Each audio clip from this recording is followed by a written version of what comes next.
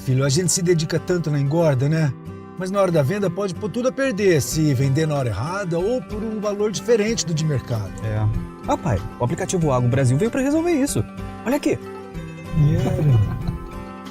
Aqui, pai, os pecuaristas registram seus negócios todos os dias e a gente tem informação verdadeira para poder negociar melhor. Legal. Informação de pecuarista para pecuarista. Isso, e assim todos se ajudam. Muito bom. Baixe agora o app Agro Brasil.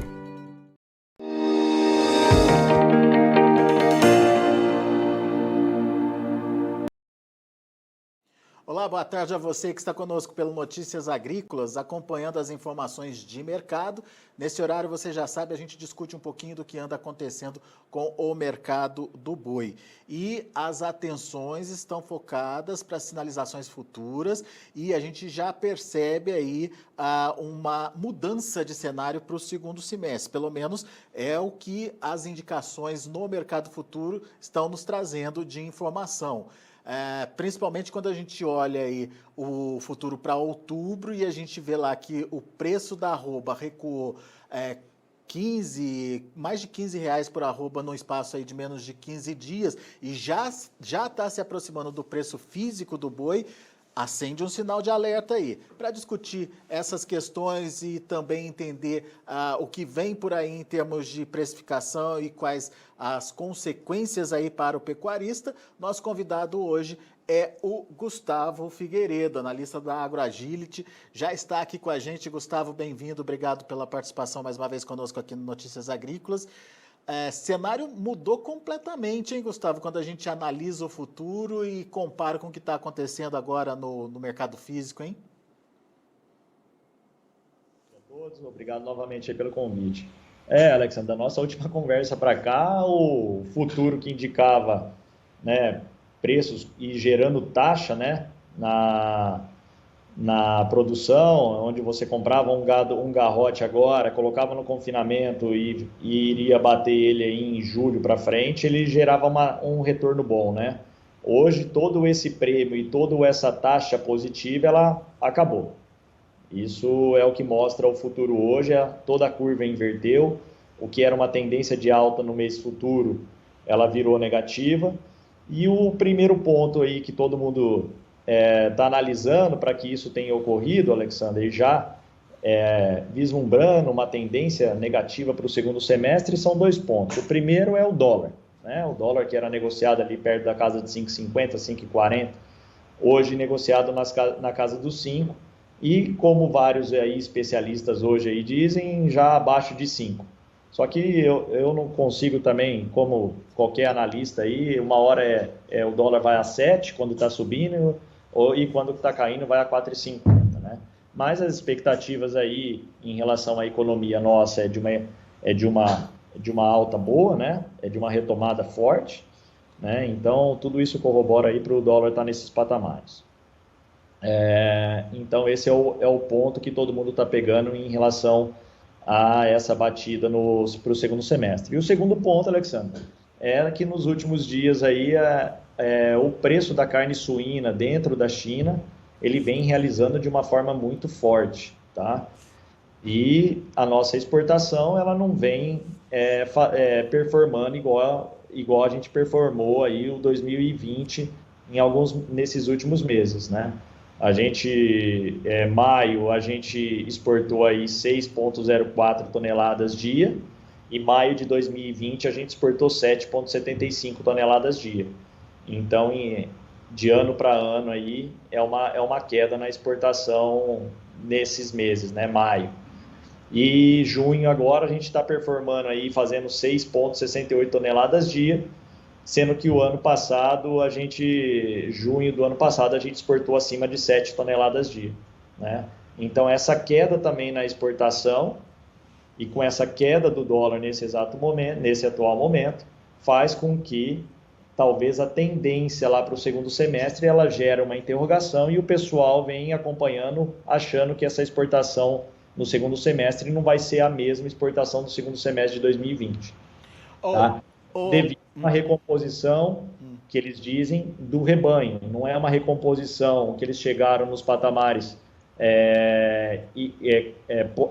pré-peste suína, mas já há um maior rebanho de suíno em relação a 2020, hoje em 2021, e com uma produtividade melhor. Dizem que o mercado futuro antecipa movimentos, né, Gustavo? Mas, por enquanto, o físico ainda não viu esse movimento de pressão, né? Alexandre, o que a gente colocou agora aqui, essa explanada agora anterior aí, é em relação à expectativa, né? E quais são os pontos do futuro, do mercado futuro, ter chegado nos preços atuais. Sendo que dia 25 de maio a gente tinha um outubro valendo aí R$ 345, e hoje nós estamos com outubro valendo hoje aí R$ 326,15, né, nesse momento. Ou quase seja, R$20 de queda, né? Isso. E o 326, né, no mercado futuro para outubro, ele é praticamente o mesmo preço da máxima no estado de São Paulo hoje, né? A máxima no estado de São Paulo hoje, Alexandre, a gente viu desde ontem negociação de R$ 325 para a Boi-China, né? Então, o que a gente pode dizer que tudo que está acontecendo no mercado futuro de julho para frente é somente uma expectativa. Pode concretizar com uma exportação pior, com um dólar ainda abaixo da casa de 5? Pode. Como pode também inverter por uma falta de oferta e vir em determinado momento uma exportação maior para recomposição de estoque, se caso os chineses acharem necessário, né? Porque hoje o físico é firme. Um boi de 320 São Paulo. Porque a gente não viu, né, Gustavo, ou pelo menos não tem certeza, se todo mundo que vai confinar lá no último trimestre, vai entregar o seu animal lá no último trimestre, se ele aproveitou aquele preço dos 340, né? Hoje, se ele tiver que tomar uma decisão de mercado futuro olhando para os 326, será que ele engorda esse boi? Será que ele bota esse boi em confinamento? Exatamente, Alexandre. Agora, o outro ponto ainda que eu não coloquei que corrobora para essa queda de agora é que também houve uma realização dos preços dos insumos, né, Alexandre? O milho que era negociado nas casas, chegou na casa de 100, 105. Hoje o milho aqui, julho, mês presente no mercado futuro, está sendo negociado a 84, tá? Então também Por quê? Porque nós estamos agora em plena colheita, está numa expectativa grande de qual vai ser o tamanho dessa colheita brasileira, né, Alexandre? Eu não sou especialista em grãos, mas isso aí é o que eu venho analisando e ouvindo de algumas palestras agora dessa última semana, de pessoal que entende muito disso aí, e que analisando qual vai ser o tamanho realmente dessa quebra aí, mas com uma expectativa já ao longo de 2022 de que isso aí vai se regularizando, ou seja, os patamares, talvez o que a gente pode estar vendo, que os patamares já máximos a gente já viu, e que tende todo o equilíbrio de preço depois de uma grande alta, ele nunca é naquele ponto máximo, né, Alexandre? Ele equilibra para baixo, né? Então, vai voltar nos preços anteriores? Não vai voltar nos preços anteriores, né? Mas aquela alta de 100%, 150% que a gente viu em alguns mercados, em alguns materiais, em alguns insumos, isso aí equilibra um pouco para baixo e que também não deixa de ser um belo preço ainda no atual momento, mesmo nesses preços que nós estamos negociando. Porém, para o boi, para outubro, nesse momento, com o valor da reposição que nós temos, Alexander, a margem foi embora. Por exemplo, como a gente conversou na última entrevista. Se a gente comprasse um garrote naquele período, na última entrevista nossa, que foi o quê? 2 semanas atrás, 1 semana e meia, né? Comprasse naquele momento um garrote e colocasse num confinamento, mesmo com um custo de uma diária de R$20, gerava uma taxa positiva, né? Uma taxa fixa positiva para a operação. Era muito melhor do que deixar o dinheiro parado. Hoje, você comprar o animal e ir para o custo da engorda, onde eles já não é mais 20 a diária, já estão falando de 23 a 25 a diária, e travar o boi a 326 para outubro, já não gera a mesma margem e pode ser em vários momentos aí, dependendo de cada negociação, até uma taxa negativa, né? E isso aí pode mudar todo o sentido da quantidade de oferta que nós vamos ter naquele momento. Exatamente. Ou seja, a gente tem um cenário pré-determinado, mas muitas questões para serem respondidas até lá, certo, Gustavo? Exato. A única coisa que nós temos certeza, e é o que a gente está colocando aqui, é que o boi hoje, no mês de junho, no dia 17 de junho, de ontem para hoje, a gente viu uma máxima nova. não é uma máxima que a gente não tinha visto ainda. Não, a gente já tinha visto um boi 325 lá atrás. Com esse preço, as escalas andaram, eles recuaram ao longo de maio. Ontem, esse preço voltou na negociação dentro do estado de São Paulo. Não é uma negociação para todos os frigoríficos, onde todos entraram dentro desse preço, mas é uma negociação onde houve um volume de animal bastante considerável e que foi negociado ontem a 325 e hoje também. Porém, a referência São Paulo média, Alexandre, a gente pode dizer hoje que é de 15 a 25 e talvez aí podemos, se for falar assim para ser mais realista e até um pouco pessimista, é de 15 a 20, Alexander, e sem uma tendência de recuo no momento. Muito bem. Esse valor, Gustavo, ele está remunerando o frigorífico? Eu pergunto porque me parece que a carne também no mercado interno tá firme, né? Exato, Alexander. Ele remunera. Se a gente analisar o indicador CPEA na máxima histórica de preço no boi casado, né, nós estamos falando aí o indicador CPEA de ontem para boi casado de 20,98. Né? Quase Isso aí, R$21. Quase R$21. É a máxima histórica. Nós estamos na máxima histórica do preço da carne aí no mercado interno. Né? Nós temos aí um cenário onde de crescimento do PIB, né, explosivo, acima de 5%, né, uma retomada muito rápida, com reabertura de todo o mercado, né, o Alexander, em relação à antecipação de vacinação, e que a gente tende a acompanhar as curvas. Se a gente analisar a curva Covid, né, ao longo de todo esse ano, o que aconteceu? Todas as curvas dos países, seja Estados Unidos ou Europa, elas antecipavam o que aconteceria aqui 2, 3 meses depois, né? E lá, Estados Unidos e Europa, a gente está vendo a curva indo para a casa do zero em relação à mortalidade de Covid e retirando máscaras, né? Então, eu acredito que esse cenário aí a realidade hoje de alguns países europeus e dos Estados Unidos hoje, a gente vai atingir isso daqui 2, 3 meses, né? Com o aumento da vacinação.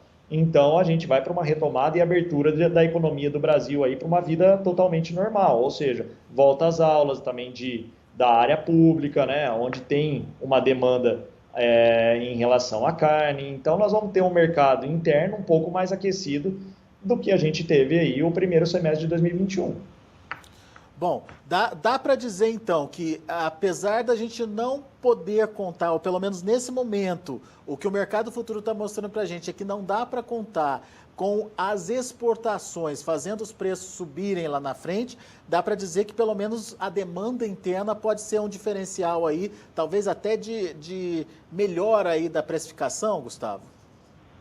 Eu não digo de melhora de preços atuais, mas pelo menos, né, Alexander, de mantença em relação não vai ser o mercado interno que vai dar o tom da baixa, né?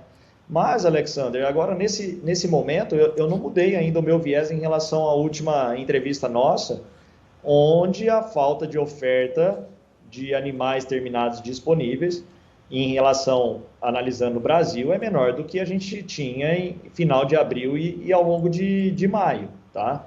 Nós tivemos uma seca, passamos ainda por uma seca severa, não temos agora condição de pastagem, mesmo com chuvas em alguns locais, a pastagem não volta, porque o principal ponto de uma pastagem não é a água, é a temperatura. Nesse momento, mesmo com uma quantidade boa de água, não tem crescimento de capim, né? Então, nós não temos animais de pasto, nós temos agora o final do animal de semiconfinamento saindo, aquele animal que estava finalizando está saindo agora ao longo de junho ainda. O animal de coxo que saiu em maio não fica pronto em junho nem julho. O animal de pasto e semiconfinamento acaba agora em junho. E julho para frente nós vamos ter só o animal de coxo, né? O animal confinado. Onde está o maior volume de animal confinado? São Paulo. Há uma concentração um pouco maior aqui em São Paulo, onde talvez os grandes frigoríficos já estejam mais...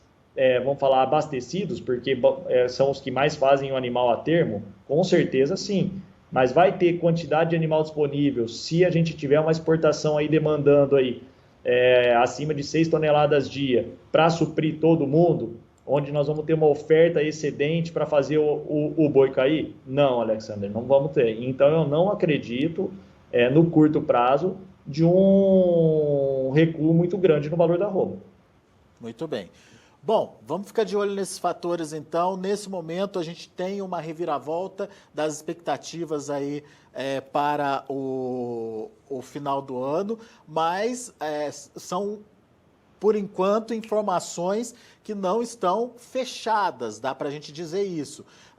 Ainda cabe mudança, principalmente em relação ao comportamento do dólar, principalmente em relação ao comportamento da demanda chinesa e, obviamente, principalmente em relação ao tamanho da oferta que vai ter e que oferta que vai estar sendo disputada lá no último trimestre entre mercado interno e mercado exportador. Tudo isso precisa ser levado em consideração, por isso a gente precisa acompanhar o que vem por aí nos próximos dias. Certo, Gustavo?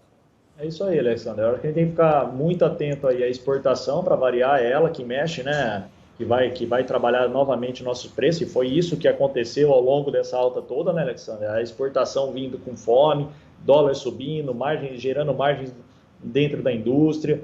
Nós temos, querendo ou não, nós temos um rebanho inferior ao que vários estudos mostram, né, que são acima de 210, 215 milhões de cabeças.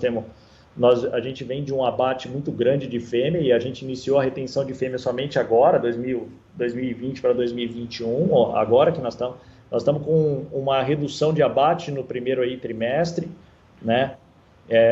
Então, tudo aquilo da exportação que vier demandando um volume maior, gera uma firmeza maior no valor da arroba. Agora, o ponto dólar, se gerar algum peso, e que deve gerar algum peso sobre a exportação, né, sobre o volume que nós vamos exportar,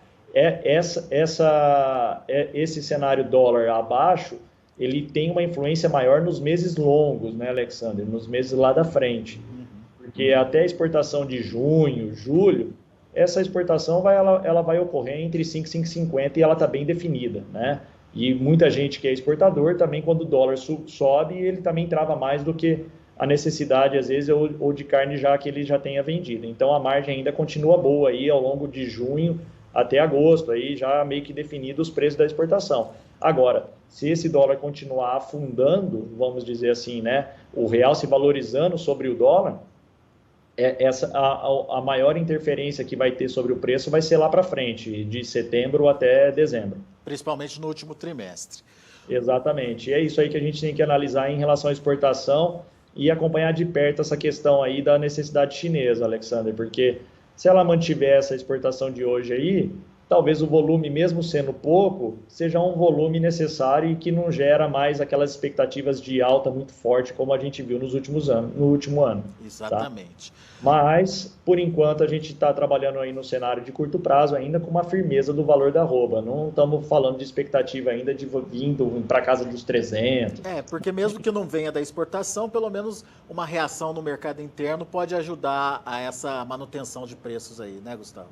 Querendo ou não, a falta da oferta, né, Alexandre? Isso. A oferta, ela só passa a ser grande, Alexandre, nesse momento, se a demanda realmente ela falhar, né? Ou seja, aí um frigorífico dá férias coletivas em um lugar, o outro dá férias coletivas em outro lugar, aquele abate que a gente tinha que abater X mil cabeças diário passa a ser X mil menos 20, 30% da necessidade, e aí sim, um pouco a baixa oferta disponível que a gente tem passa a ser muito, porque aí a necessidade de compra diminui. Nesse sentido, é a única visão que eu tenho para a gente ter um recuo no valor da arroba considerável nos próximos 2, 3 meses, tá? Se não ocorrer esse sentido e mudar a chave em relação à exportação, a exportação nossa retomar, voltar acima de 6,5 toneladas, voltar performando 7 toneladas diário, eu não vejo recuo da arroba nos próximos 3 meses, Alexandre. Boa, Gustavo. Meu amigo, obrigado mais uma vez pela sua participação aqui conosco, volte sempre. Eu que agradeço, um abração. Grande abraço. Muito bom, vamos ver como estão as negociações lá na B3, Mercado Futuro. A gente vem alertando que o Mercado Futuro segue pressionado aí e dessa vez não é diferente. Olha aí na tela, o junho, 319,45, uma queda de 0,48%.